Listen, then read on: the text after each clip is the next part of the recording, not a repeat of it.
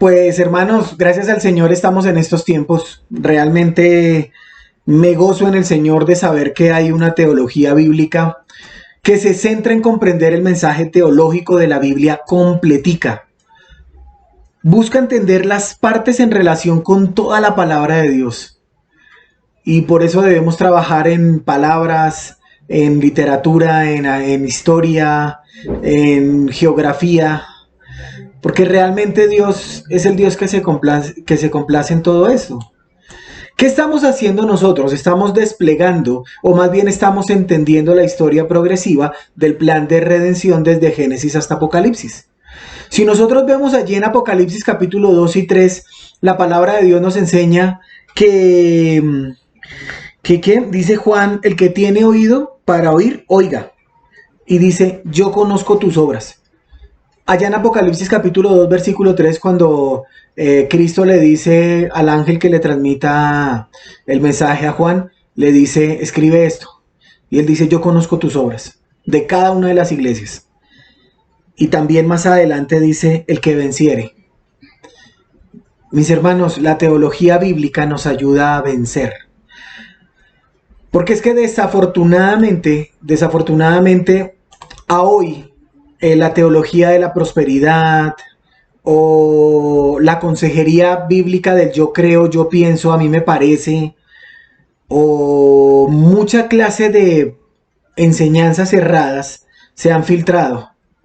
Y realmente la teología bíblica es una disciplina para aprender cómo leer la Biblia como una historia, una sola historia de un solo autor que es divino, que culmina en la persona y obra de Jesucristo. Listo. Estamos estudiando o estamos viendo o estamos analizando a Cristo y solamente a Cristo.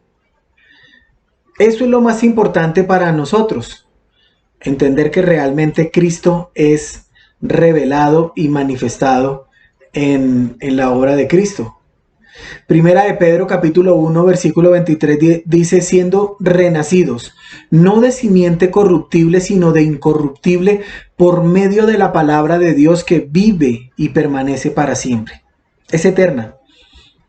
La palabra de Dios son los pensamientos de Dios aquí plasmados. Y eso es lo que nosotros estamos viendo. Por eso acompáñennos por un momento al libro de Samuel. Primero de Samuel y quedamos en el capítulo 3.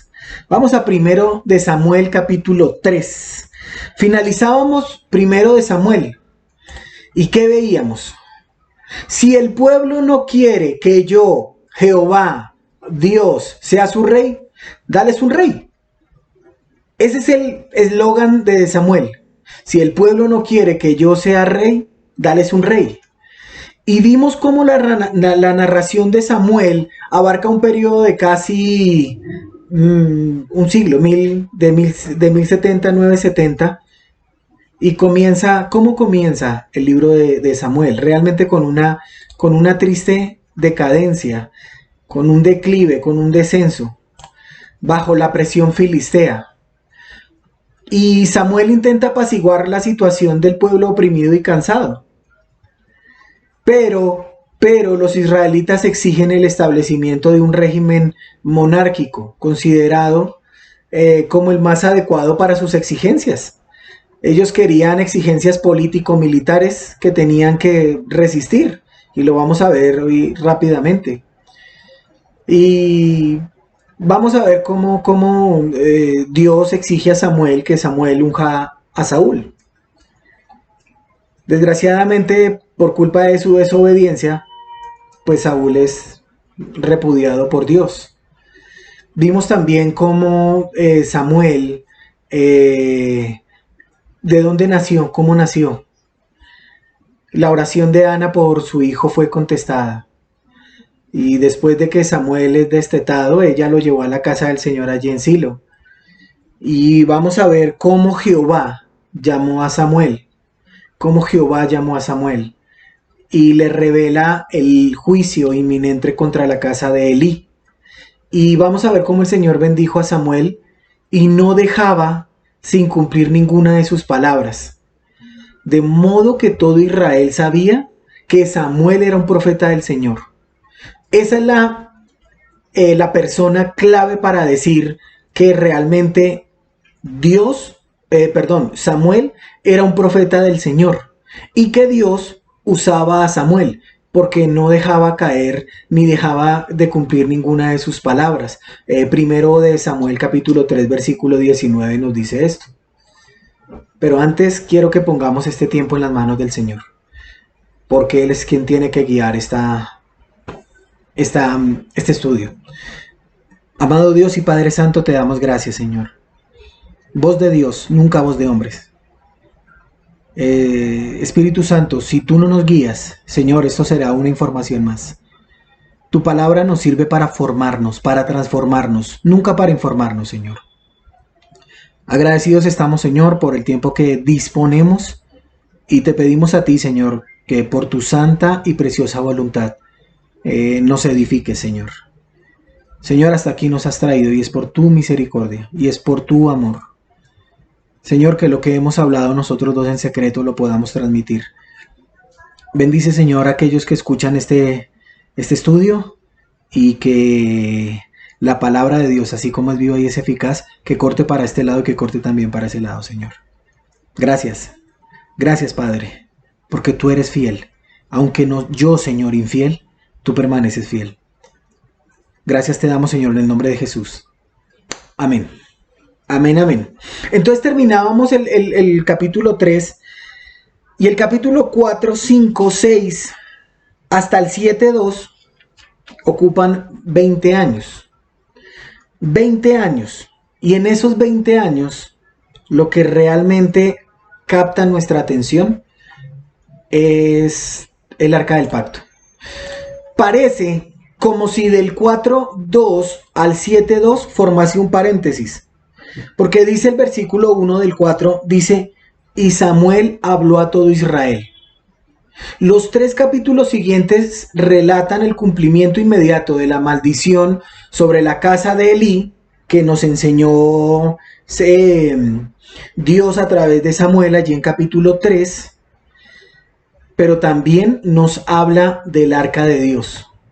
Si nosotros subrayamos arca del pacto, arca de Dios, del capítulo 4, 5 y 6, nos vamos a dar cuenta que es la palabra más repetitiva que hay aquí. Y Samuel no se vuelve a mencionar. Hay 20 años en 4, 5, 6 y no se vuelve a mencionar el Samuelito. Al parecer, y solo al parecer, y ojo con esto, el pueblo se había acostumbrado a hacer las cosas según su parecer. Ojo con esto, porque no hay palabra profética que les inste a pelear, aunque se maravillaban de la palabra de Samuel, pero no estaban todavía listos para entenderla. Pero ya después, cuando terminan estos 20 años, se ve que la nación está lista y dispuesta a escuchar. Los filisteos eran excelentes, pero excelentes como enemigos. Siempre me ha gustado eso. Es que ese como amigo es bueno, pero como enemigo es mejor. Y los filisteos cumplían eso. Y dice que Samuel, la palabra de Samuel llegaba a todo Israel. Y casi la misma frase se repite allá en 7.3, donde dice entonces Samuel habló a toda la casa de Israel. O sea que ahí ese paréntesis ocupa 20 años. Y realmente la nación de Israel languidecía, estaba triste. No quería obedecer a Dios, no escuchó la voz de Samuel y realmente pagó las duras consecuencias. ¿Por qué? Por hacer lo que bien le parecía. Entonces dice versículo 1 que Samuel habló a todo Israel. Y esto culmina con el establecimiento de Samuel como portavoz y representante de Dios. Observemos que la palabra de Jehová ha llegado a ser como un equivalente fuerte a las palabras de Samuel. O sea, Samuel hablaba y en versículo 3:19 dice y se cumplía. Deuteronomio capítulo 13 nos enseña a nosotros que para que sea realmente palabra de Dios, tiene que cumplirse al pie de la letra. Es que ganaremos la alcaldía de Bogotá y no se cumplió, pero siguen diciendo que son profetas. Es que te vas a casar y vas a ser un hombre próspero y no se cumple, pero siguen siendo profecías. No, realmente Dios hablaba, el profeta lo decía y se cumplía sí o sí. Y eso es lo que nosotros tenemos que tener cuidado. Eso es lo que nosotros tenemos que tener cuidado. Dice versículo 2 del 4. Por aquel tiempo salió Israel a encontrarse en batalla a los filisteos y acampó junto a Ebenezer, y los filisteos acamparon en Afec. Y los filisteos presentaron la batalla a Israel, y trabándose el combate, Israel fue vencido delante de los filisteos, los cuales hirieron en la batalla en el campo como a 4,000 hombres. Versículo 3. Cuando volvió el pueblo al campamento, los ancianos de Israel dijeron: ¿por qué nos ha herido hoy Jehová delante de los filisteos? La pregunta de los ancianos refleja su conocimiento de que el Señor, así como libra las batallas, da derrota en las batallas. Eso es un conocimiento del gobierno de Dios. Ser derrotado era una clara evidencia de que Dios no estaba con ellos. Pero ¿saben? Listo, perdimos, perfecto. Pero en lugar de pedir instrucción al Señor, pasaron a actuar por su propia cuenta. Dice versículo 3, parte B. Traigamos a nosotros de Silo el arca del pacto de Jehová, para que viniendo entre nosotros nos salve de la mano de nuestros enemigos. El arca simbolizaba la presencia y el poder del Señor. Sin embargo, Israel la trató como un amuleto, como un fetiche de la buena suerte que podría asegurarle la victoria sobre los filisteos. Sabiendo que la victoria o la derrota dependían de la presencia del Señor, confundieron, y ojo con esto, es que nos pasa a nosotros. Nosotros confundimos que el símbolo de la presencia es sinónimo de contar con su presencia. No es lo mismo el símbolo de su presencia con su presencia real. Me explico. Señor, voy a pasar los papeles para que me aprueben eso, y en el nombre de Jesús, amén. Señor, voy a tomar en arriendo una casa, no tengo dinero ni nada que dar, lo único que tengo, no, amén. Es en el nombre de Jesús, amén. Y nosotros, como un fetiche, como un amuleto, pensamos que porque somos creyentes podemos hacer esa clase de cosas en el nombre de Jesús. Amén. Y cuando nos vemos en una derrota decimos, como dicen ellos: ¿por qué el Señor nos ha herido delante de nuestros enemigos? ¿Por qué? En lugar de pedir primero instrucciones al Señor, pasaron a actuar por su propia cuenta. ¿Qué pensaban ellos? Que si llevaban el arca de Dios con ellos, pues listo, podía influir sobre Dios para que les diera la victoria. Y así no es. Realmente así no es.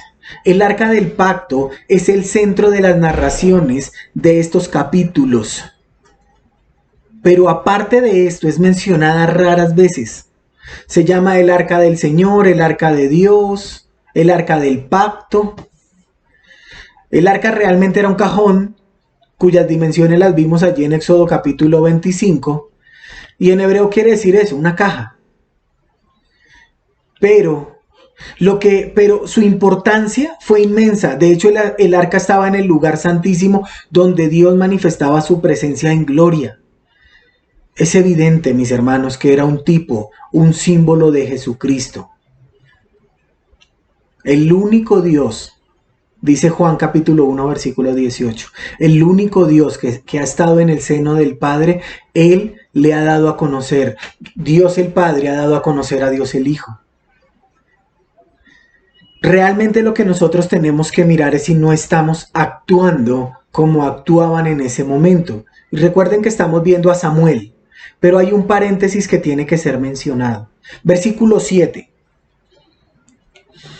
Cuando traen el arca, el pueblo de Israel se siente valiente, fuerte, grito de júbilo, un grito de júbilo, y todos ¡ah! Y mire lo que dice el versículo 7. Los filisteos tuvieron miedo.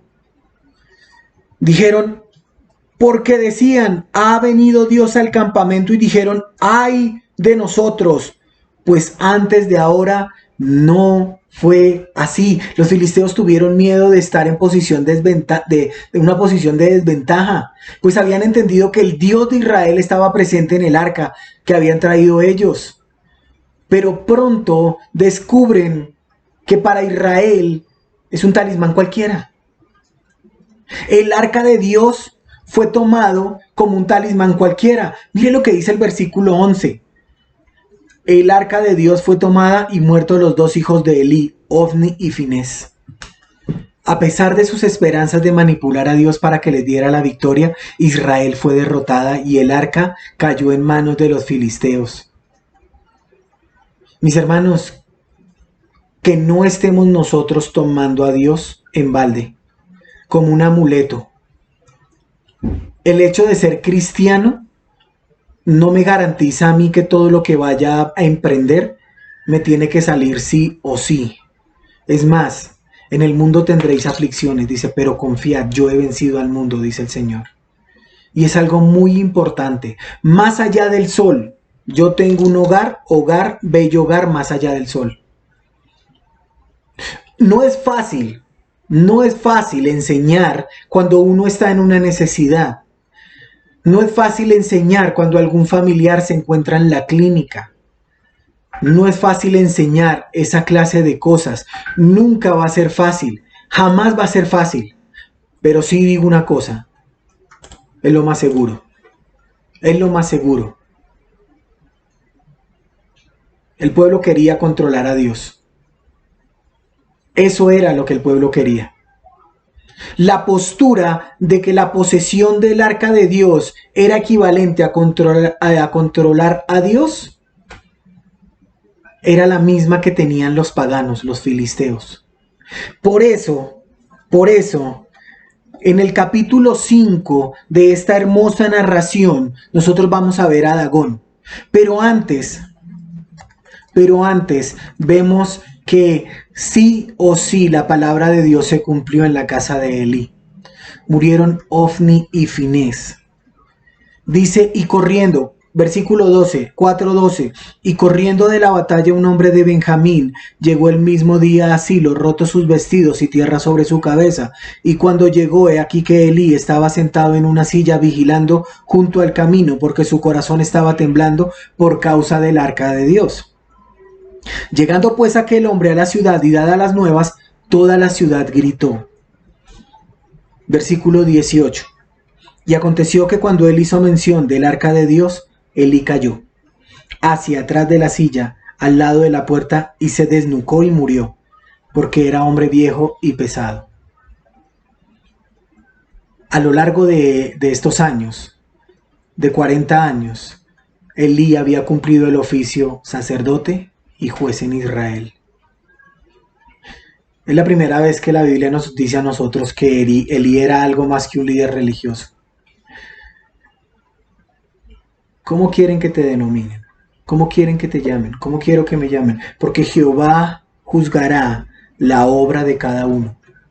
Primera a los Corintios capítulo 3.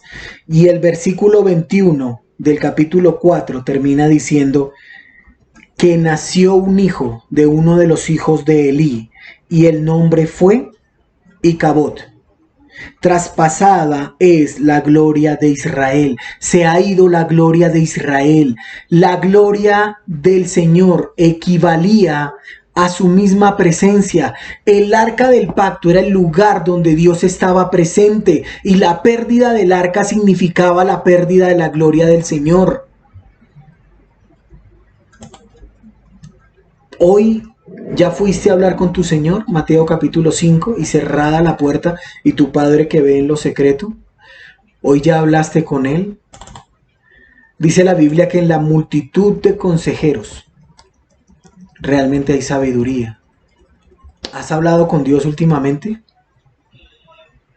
¿Qué le has dicho? Bendecidme, protegedme, dadme. ¿Sí? ¿O realmente le has dicho, hágase tu voluntad? Si estoy pasando por esta situación, una enfermedad, si estoy pasando por esta necesidad y por esta escasez, hágase tu voluntad.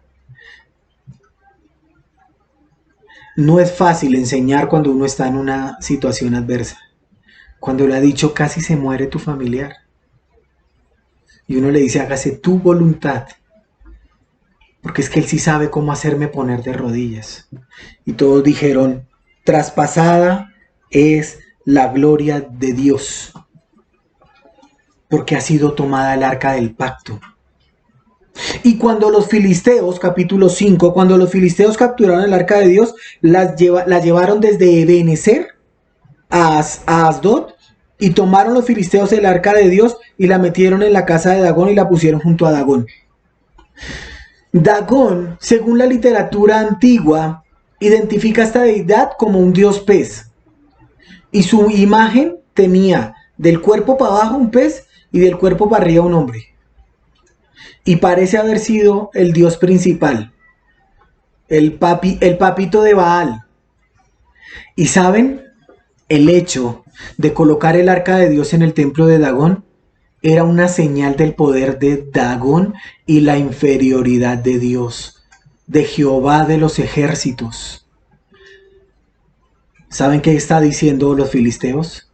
Dagón, el dios de los filisteos, ha vencido al dios de los hebreos. Y generalmente se colocaba al dios derrotado cerca al dios vencedor. El dios principal de los filisteos era Dagón. ¿Sabe qué estaban diciendo? Vencimos al dios de dioses, al rey de reyes. Y dicen ahora, no, pero es que ahora no sucede eso. ¿Han escuchado esta expresión? Y dizque cristiano. Se fue de la casa debiéndome una plata y dizque cristiano. Pidió el dinero prestado y no lo ha devuelto y dizque cristiano. Pero como la gloria de Dios es su gloria, su soberanía es su poder, mire lo que dice el versículo 3. Y cuando al siguiente día los de Asdod levantaron de mañana, he aquí Dagón postrado en tierra delante del arca de Jehová. Y tomaron a Dagón y lo volvieron a su lugar, postrado en tierra. Irónicamente, Dios mismo contrarió la supuesta supremacía de Dagón, haciendo que cayese postrado, rindiendo homenaje al único Dios verdadero. Esa era la postura para adorar. El lenguaje me indica que el Señor, el supuesto Dios derrotado, estaba siendo adorado por Dagón, porque Él es Rey de reyes y Señor de señores. Versículo 4. Ya lo pusieron allá otra vez.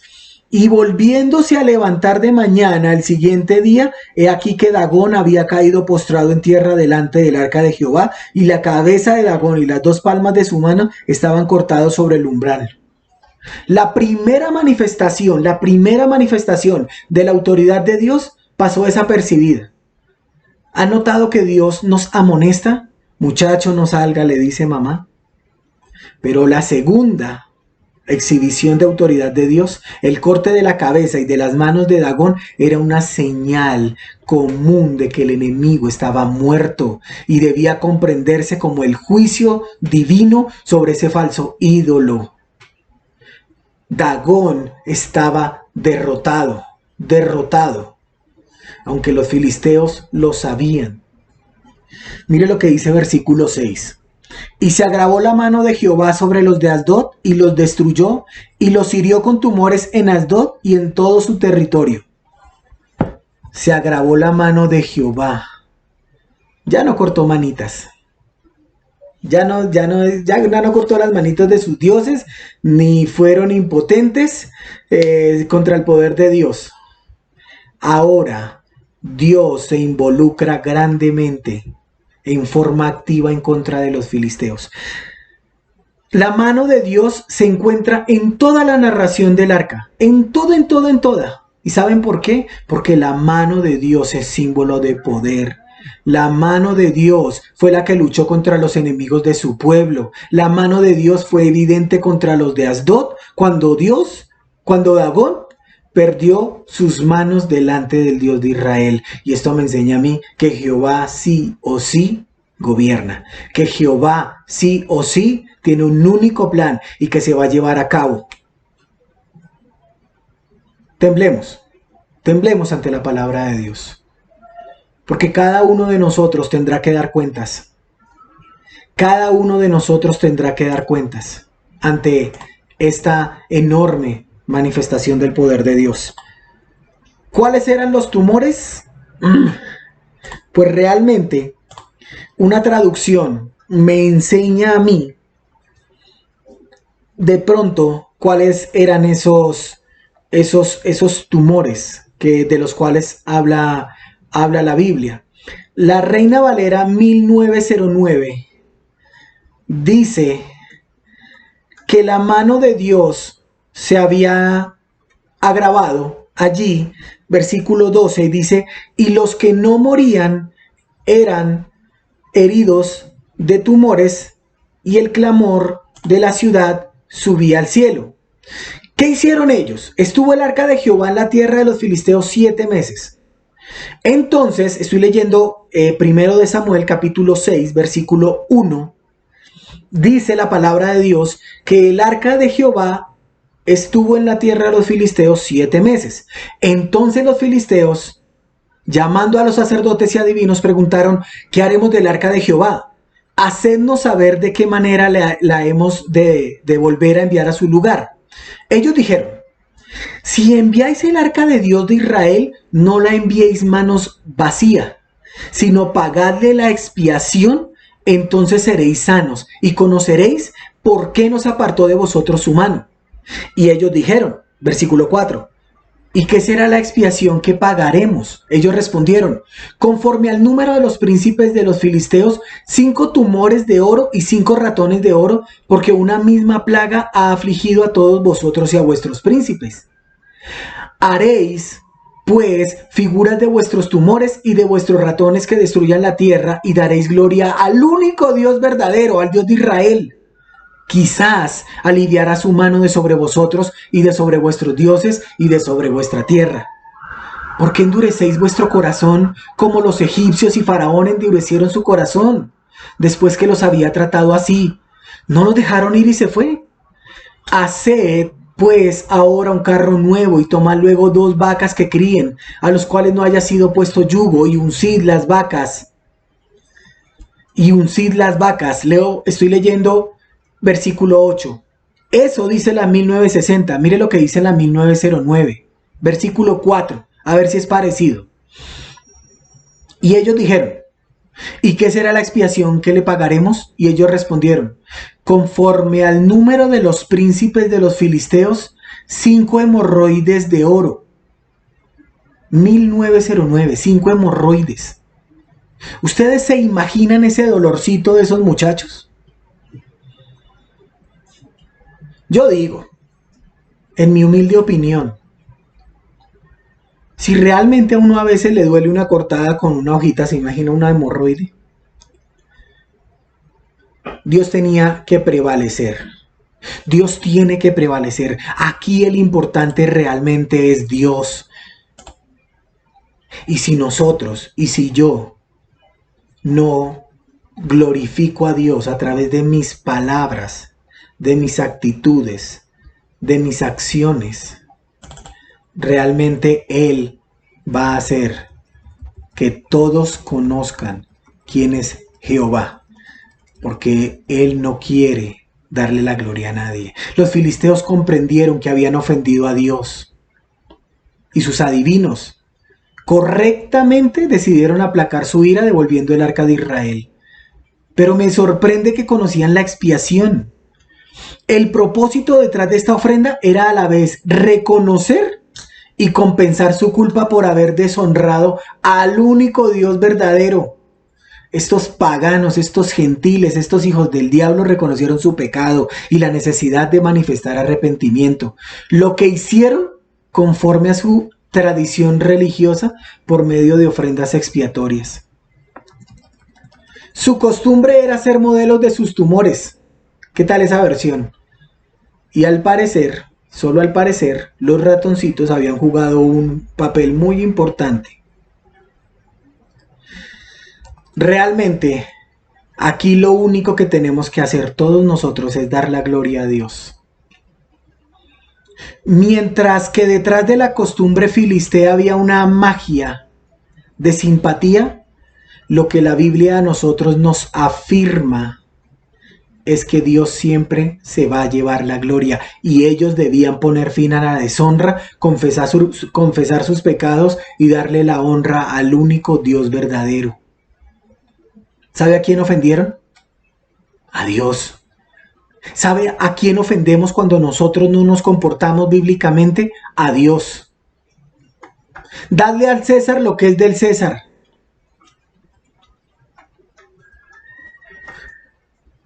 ¿Cuánto hemos ofendido a Dios? Cuando hacemos lo que nosotros queremos. ¿Cuánto hemos ofendido a Dios cuando no buscamos su voluntad?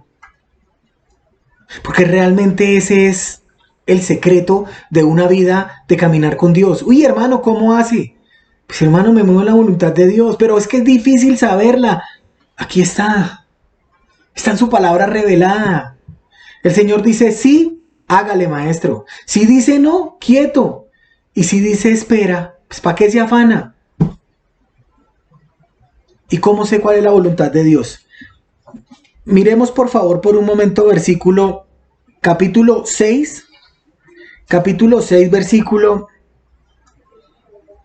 8. Vamos a leer 8 en adelante. Tomaréis luego el arca de Jehová y la pondréis sobre el carro y las joyas de oro que le habéis de pagar en ofrenda por la culpa, la pondréis en una caja al lado de ella y la dejaréis que se vaya, solita. Y observaréis, si sube por el camino de su tierra a Bet-Semes, él nos ha hecho este mal tan grande. Y si no, sabremos que no es su mano la que nos ha herido, sino que esto ocurrió por accidente. Ojo a esta señal. ¿Podemos poner señales? No, ojo los que están poniendo la señal. Sí, porque ahorita no es que a lo Gedeón. Señor, si ese viene con una corbata roja y ese es para mí y no tiene sino una corbata roja. Pero mire la que le dijeron. Si coge por allá es porque Dios lo ha hecho. Si coge por allá es porque Dios no lo ha hecho. Y aquellos hombres lo hicieron así. Tomaron las 2 vacas, uncieron el carro y encerraron en su casa sus 2 becerros. Luego pusieron el arca de Jehová sobre el carro y la caja y los ratones. Y las vacas se encaminaron por el camino de Bet-Semes y seguían camino recto, andando y bramando sin apartarse ni a derecha ni a izquierda. Y los príncipes de los filisteos fueron tras ellas. Y los de Bet-Semes segaban el trigo en el valle y alzando los ojos vieron el arca y se regocijaron cuando la vieron. Y el carro vino al campo de Josué de Bet-Semes y paró allí donde había una gran piedra y ellos cortaron la madera del carro y ofrecieron las vacas en holocausto a Jehová. Y los levitas bajaron el arca de Jehová y la caja que estaba junto a ella, en el cual estaban las joyas de oro, y las pusieron sobre aquella gran piedra. Hermanos que me escuchan, ¿quién cree que guió las vaquitas? Y si el Espíritu Santo de Dios guió unas vaquitas para que cogieran por el camino que tenían que coger, aquel Dios que nos amó, que nos creó, que nos salvó, que nos dio su Santo Espíritu que mora dentro de nosotros, ¿no nos va a guiar para hacer las cosas? O sea, es que a veces nuestra mente finita, nuestra mente limitada no nos permite conocer la grandeza de Dios. Si guió a este par de animales, ¿será que no va a ser capaz de guiar otros animales? Pedro, tenemos que pagar los impuestos. Y Pedro le dice, ¿de verdad, Señor? Sí, Pedro, dad a César lo que es del César. Tenemos que pagar impuestos. Y Pedro le dice, pues Señor, la verdad, no tengo plata. Chino, hágala fácil. Usted está con el Rey de Reyes y Señor de Señores. Vaya pesque. ¿Usted qué sabe hacer? Pescar. Bueno, si sabe pescar, entonces vaya pesque y ahí va a encontrar un testatero, Chino. Lo suyo y lo mío. Vaya, pague. Pedro estaba atemorizado porque no había dinero y sabía que tenía que pagarlo. ¿Quién guía? ¿Quién da? Realmente aquí estos 2 animales me muestra que nosotros somos los que limitamos el poder de Dios. Somos nosotros los que limitamos el poder de Dios. Tenemos que darle gloria a Dios. Las vacas se detuvieron en el campo de Josué, donde había una gran piedra que era verificable por el escritor, o sea, el que lo estaba escribiendo, dijo, sí, allá estaba la piedra. ¿Qué piedra? Que la piedra estaba ahí. Y le hicieron holocausto debido a que las vacas y el carro se habían usado con propósitos sagrados, no podían aplicarse a propósitos cotidianos. Por ello los hombres de Bet-Semes sacrificaron las vacas, emplearon el carrito con la leña. ¿Y quiénes bajaron el arca? Pues los levitas. Eran los hombres aptos para llevar el arca, solo los levitas podían tocar el arca. Porque no tocarla era un enorme, enorme peligro. Versículo 19. Entonces, Dios hizo morir hombres de Bet-Semes porque habían mirado dentro del arca. ¿Y qué tenía? Pero ¿para qué miraban? ¿Para qué miraban? Esta acción de parte de los hombres de Bet-Semes fue un pecado. ¿Saben cómo se llama ese pecado? El pecado de presunción, el de sospecha, que lleva a una imaginación, a una jactancia, a una vanagloria. ¿Para qué miraban?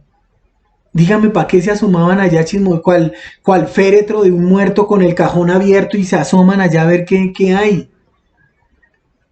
Y dijeron los de Bet-Semes, ¿quién podrá estar delante de Jehová el Dios Santo? ¿A quién subirá desde nosotros? Y enviaron mensajeros a los habitantes de Kiriat Jearim, diciendo, los filisteos han devuelto el arca de Jehová, descended pues y llevadla a nosotros. Vinieron los de Kiriat Jearim y llevaron el arca de Jehová, y la pusieron en la casa de Abinadab, situada en el collado, y santificaron a Eleazar su hijo, para que guardase el arca de Jehová. Desde el día que llegó el arca a Kiriat Jearim, pasaron muchos días, 20 años, y toda la casa de Israel lamentaba en pos de Jehová. ¿Quién podrá estar delante de Dios? Esta cuestión constituye la culminación de la narración del arca del pacto. Nadie puede resistir ante el juicio de Dios. Nadie. ¿Para qué se asoma? ¿Para qué hace eso si Dios no le ha dicho que lo haga? ¿Para qué se va a meter en más cosas? Dígame. No, es que yo quiero en algún momento y entonces en ese preciso momento, no. No, familia que me escucha, por favor, no juguemos con el justo juicio de Dios. Es que Dios es amor, sí, pero también es fuego consumidor. Es que Dios es veraz. Dios es veraz. Romanos capítulo 1, versículo 17 me enseña que en el Evangelio de Dios se muestra su justicia, su ira, porque por eso tuvo que venir a morir Cristo. Porque un Dios santo, santo, santo no tolera el pecado. Y Cristo lo llevó por tus pecados y por mis pecados. No juguemos a eso. No juguemos a eso. No juguemos a resistirnos a Dios. Porque eso es lo que nosotros hacemos. ¿Saben que nuestros mayores errores son repetitivos? La mayoría de personas que cometen un error ya lo habían cometido antes. Por eso Proverbios dice, como el perro vuelve a su vómito, así el necio a su necedad. ¿Pero por qué me pasa esto a mí? Como el perro vuelve a su vómito, así el perro vuelve a su necedad. No es que a mí nunca me había pasado esto. ¿Seguro? ¿Nunca le había sucedido una cosa de estas? No, es que nunca me había sucedido esto. Piensa bien lo que vas a hacer antes de hacerlo. Y aunque devolvieron el arca a territorio israelita, realmente el arca del pacto quedó en relativa oscuridad hasta que David la llevó a Jerusalén, allí en segundo libro de Samuel capítulo 6. Y más tarde fue colocada en el templo de Salomón. Pero ¿saben? Desapareció. ¿Por qué? Por lo mismo. Nabucodonosor se la llevó, supuestamente. O fue destruida, desapareció. Y en el versículo 3, vuelve y juega el muchacho Samuel. Dice 7:3, habló Samuel a toda la casa de Israel. Nuevamente, después de estos 3 capítulos, se menciona a Samuel. Y realmente el discurso de Samuel fue una llamada del profeta al pueblo para decirles que no habían guardado la palabra de Dios y que tenían que arrepentirse. Y hoy, ¿hemos guardado la palabra de Dios? ¿Realmente es una lámpara a nuestros pies? ¿Realmente eso es? ¿Realmente sí es una realidad? Primera de Juan, capítulo 1. Que si confesamos nuestros pecados, Él es fiel y justo para perdonar nuestros pecados y limpiarnos de toda maldad. Tenemos que arrepentirnos si no hemos guardado la palabra de Dios. Entonces, 7:4. Entonces los hijos de Israel quitaron a los Baales, a Astarot, y sirvieron solo a Jehová. Sirvió. Esa es la oración de nosotros. Que realmente todo esto sirva. No lo haga. Espere. Y si lo tiene que hacer porque es pecaminoso, hágale. Porque es diferente. Si el pecado está en mi casa, pues yo tengo que erradicarlo, tengo que sacarlo. Pero si realmente yo no sé si la cosa va a salir o no va a salir, espero. ¿Qué tengo que esperar? Es que todo se está aparejando. Dios aparejó todo. Dios lo aparejó todo. Sí, él solo, ella sola, la casa sola, Dios lo aparejó todo. ¿Y ahora cómo se llama? No, pues se llama soledad. Eso no quiere decir que si Dios aparejó todo sea de que sí. Pero el pueblo en este momento captó, entendió la idea de Samuel. Se reunieron en Mizpa, versículo 6 del 7. Y sacaron agua y la derramaron delante de Jehová y ayunaron aquel día y dijeron allí: contra Jehová hemos pecado. Y juzgó Samuel en Mizpa. Contra Jehová hemos pecado. Es que el pecado no es contra nadie más. El pecado aquí no se trata de que es que yo sé que uno peca contra personas. Pero el primero que se ve afectado, por llamarlo de alguna forma, es la gloria de Dios. Si yo digo que soy cristiano, es porque voy a demostrar que realmente lo soy. Y Samuel empezó a juzgar. Y llegamos al capítulo 8. Para mí, el capítulo central. Realmente este es el capítulo central de este libro hermoso de Samuel. Este es el capítulo que más nos tiene que nosotros mover.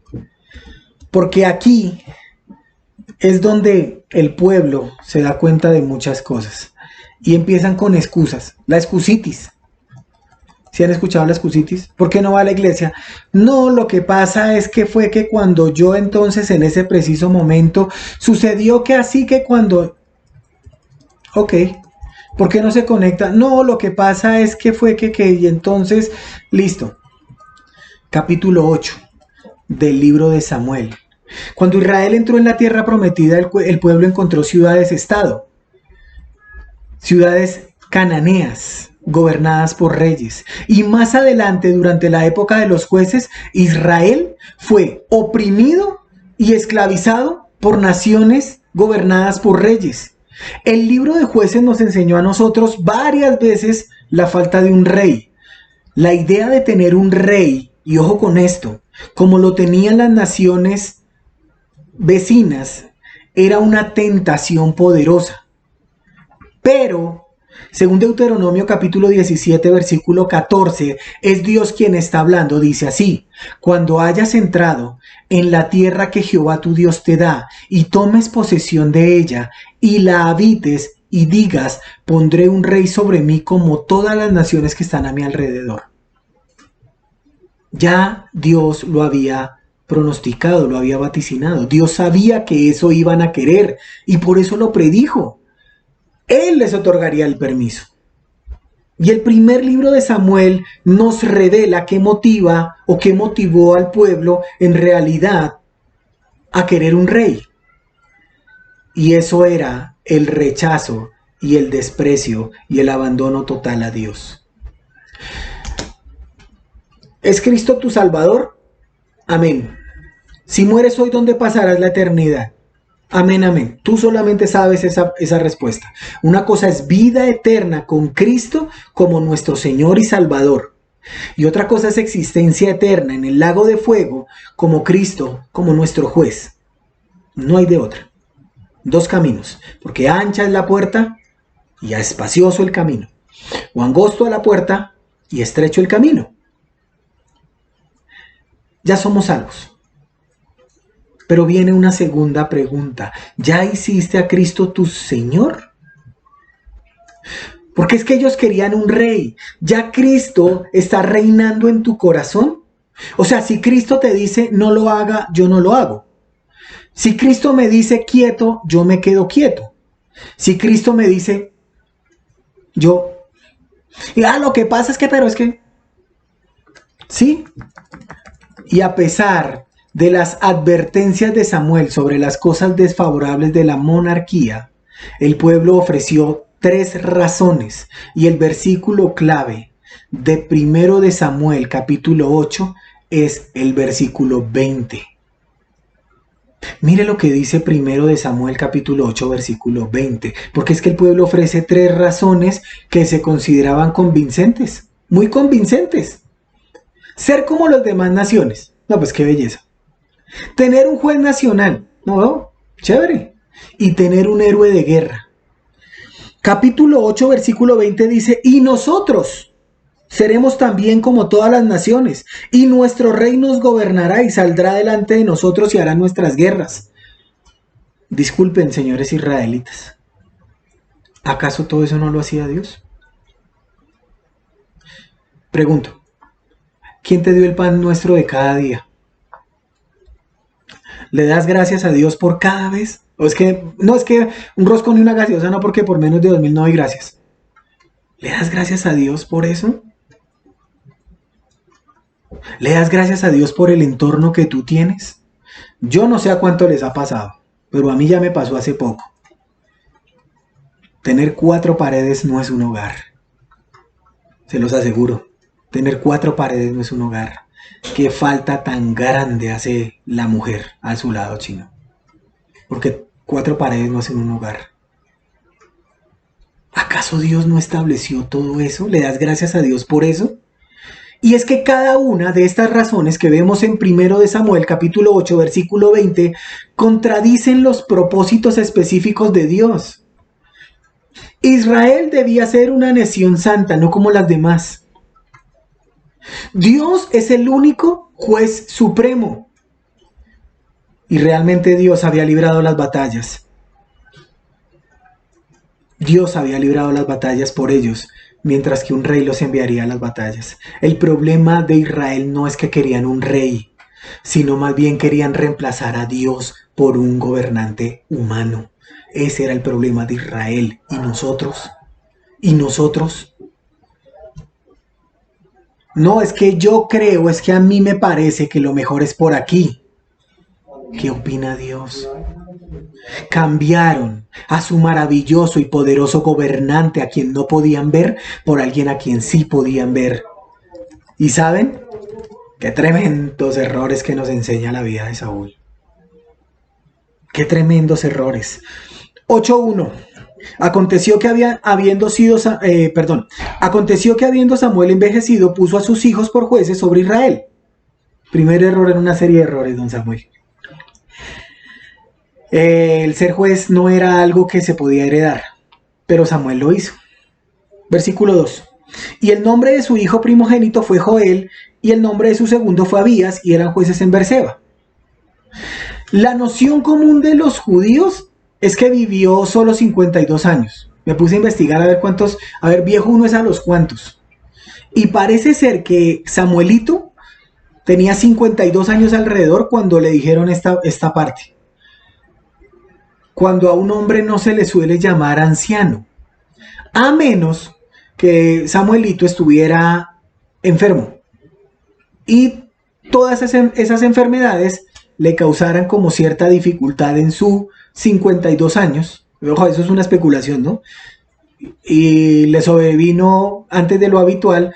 ¿Por qué? porque sus infatigables labores desde su niñez y las preocupaciones y cargas del gobierno que habían soportado durante mucho tiempo había gastado sus fuerzas. Parece ser que estaba desde los 3 años allá aguantándose a Ofni, a Fines, a Elí y luego al pueblo. O sea, imagínense, 50 años desde los 3. Delicado, muchachos, delicado. Había gastado sus fuerzas y sus ánimos en los asuntos públicos. Por esa razón fue que puso a sus hijos por jueces. Vengan, muchachos, ayúdenme. Entonces, ¿qué hacían? Pues hágale, vayan, recorran los sitios, háganle. Pero los muchachos se quedaron en Beersheba. No se sabe si fue bajo la dirección de Dios, bajo la dirección de Samuel o bajo la dirección de esos muchachos. ¿Y qué hacen? Versículo 3. Pero no anduvieron los hijos por los caminos de su padre, antes se volvieron tras la avaricia, dejándose sobornar y pervirtiendo el derecho. Entonces, todos los ancianos de Israel, hasta ahí, los ancianos israelitas representaban localmente los clanes y las tribus de Israel y tenían razones legales, legítimas, útiles para sentirse ansiosos y afanosos. ¿Por qué? Samuelito ya había envejecido y no tenía un sucesor digno, un heredero bacán, un obvio chino que le ayudara, una persona íntegra que siguiera la lucha contra los filisteos. ¿Saben? Desafortunadamente la historia se vuelve a repetir. Los pecados de los hijos de Elí habían causado un cambio de grandes proporciones en Israel. Ahora, los pecados de los hijos de Samuel eran el primer paso en un cambio aún mayor. Y en ambos casos los pecados eran públicos. Y el público tenía derecho a protestar. La llamada a un amigo, 50-50, lo tenían. Tenían que reclamar. Tenían que condenar las acciones de los hijos de Samuel. Lo que pasa es que aquí hay algo, y no es por justificar a Samuel, no voy a justificar a Samuel. Pero Samuel estaba en Silo o en Ramá y estos estaban en Beerseba y siempre había territorio. O sea, no estaban bajo su supervisión directa. Y realmente, aquí en este caso, ni Dios ni los hombres podían juzgar a Samuelito. Ahí sí meto las manos por Samuelito. No podían. No podían porque los chinos ya estaban grandes y sabían lo que era bueno y lo que era malo. Eso es como cuando un hijo se va en la casa casado. Mi hijo, aquí ya se le enseñó lo que es bueno y lo que es malo. Usted ya sabe por dónde tiene que ir. Si usted decide coger para otro lado, usted verá. Pero mientras usted viva dentro de este techo y dentro de estas 4, se hace lo que yo diga. Carajo. ¿Me hago entender en lo que quiero decir? Los jueces fueron llamados por Dios para librar y guiar a Israel. ¿Saben qué quiere decir Joel? Jehová es Dios. Y Abías, Jehová es Padre. Los nombres excelentes. Los hijos, no señor. No lo eran.